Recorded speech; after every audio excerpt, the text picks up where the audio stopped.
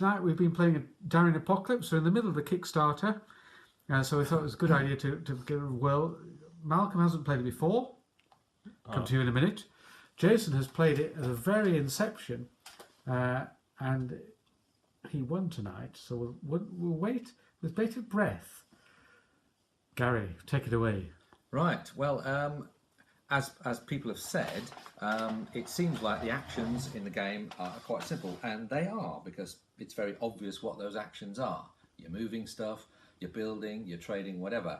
But the consequences of what happens after those actions is not simple at all.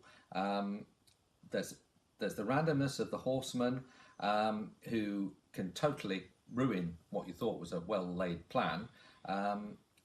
There's ways to counter the horseman, but you've got to have your wits about you. So there's lots of decision making, and even in the short game of 8 turns, there's still plenty to think about. So we played this for about 2 hours, and it's never a dull moment. Malcolm. Right, it's the first time I've ever played it, and once I started getting into it, it really sort of picked up the way the game flows.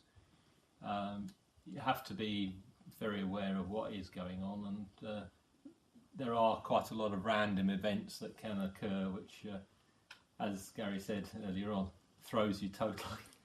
Yeah, right. So yeah, it's fine, great stuff. Jason. Hi, I turned 50 last week. I've still got it up here. I won. Now, I don't know how I won, and that's quite interesting, this actually. Firstly, I'd say there's a lot of rules that can be simplified when you're playing with somebody that knows the game very well. I'd say that throughout the game you have to be very aware about placement on the board, because I think it could easily lead to some building errors and encroaching on people's territory, which wasn't immediately apparent. The Apocalypse cards, these things, devilish little things they are. I'm not allowed to use foul language on here, but there, and then a few turns later they were there again, which is hilarious for these guys, but as you see, Quite amusing. yeah, quite amusing. But I still won. Genius. Well, that's a mark of the game, isn't it? That you can come back from It is a disaster. And that is my final comment, really, is that when it happens, you think, well, that's kind of me out of the game. But it wasn't. And then it happened again, you think, well, that's definitely kaput now.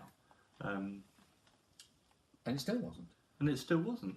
So I think there's perhaps a gaming mentality that if you're not doing very well, if you feel like you're not doing well, what's the point of continuing to play the game? You might surprise yourself that in actual fact it's not as bad as you might think it is. So on the whole, I really enjoyed that. Thanks, Steve.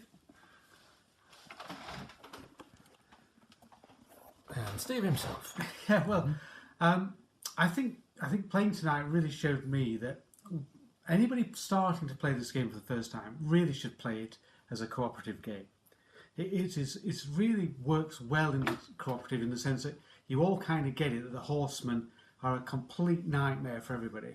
And if somebody's doing really badly, like Jay had a total disaster twice, then you really need to get on board and try and support him and get him out of that hole. They didn't. We didn't really. I think the words hung out to dry were used regularly. We were playing the competitive We were, version, though. being Ragnar's, we played the competitive game, and to be honest, for new players, it's a lot to get your head around, because when it goes bad, it goes very bad.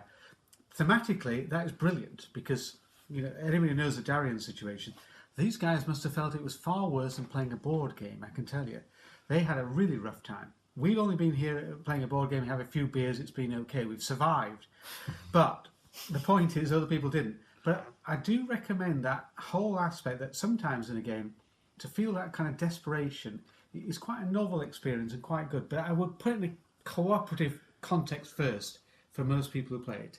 Once you've got the hang of it, play it competitively, and then see how that feels. But I do think it's quite a novel gaming experience as a result. And I hope people will really take up on that, because we play lots and lots and lots of games which really to be honest, they feel very the same. It feels like you're doing the same sort of thing over and over again. This does not feel the same as that. I've not played anything like this before. So, hopefully, if you're watching this and you can still back us, please at least have a look at the Kickstarter and let's see if we can get it home and hose, because I think it's something new. I think we need to get out there if we possibly can. Thank you very much, Steve.